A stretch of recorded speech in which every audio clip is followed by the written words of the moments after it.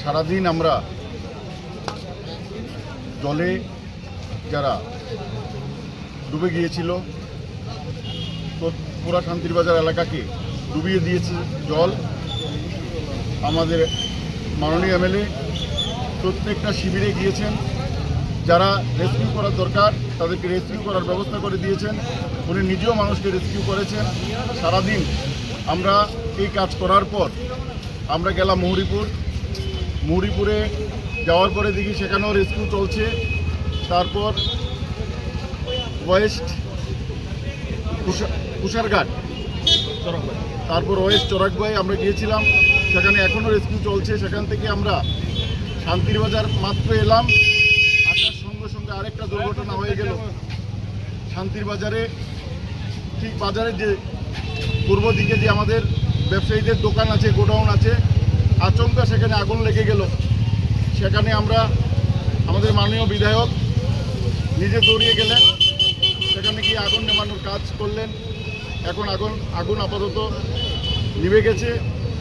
তো জানি না কি হয়েছে, একবার জল একবার আগুন, যেন আমরা খুব একটা কী বলবো পরিশানির মধ্যে আছি। তো আমরা তারপরেও বলবো এলাকার মানুষ যাতে সতর্ক থাকে।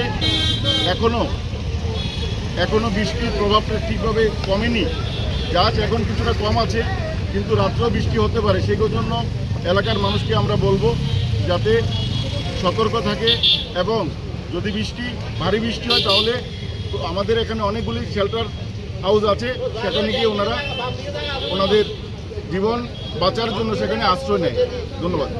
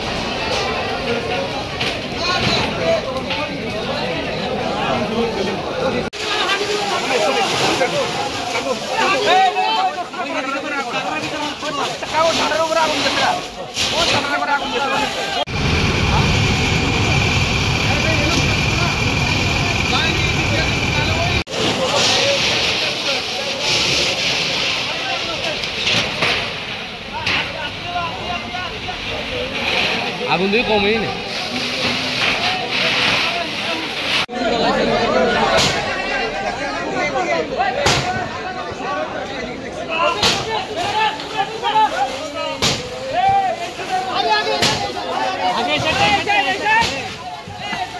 উপরে উপরে উপরে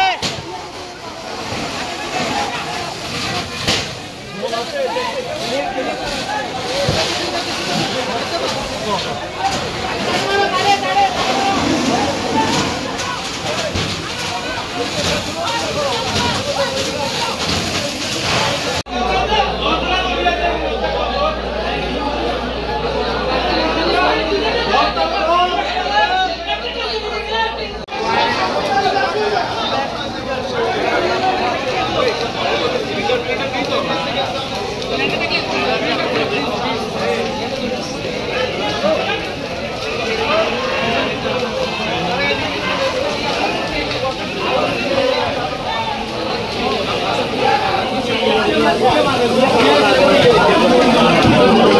Thank you.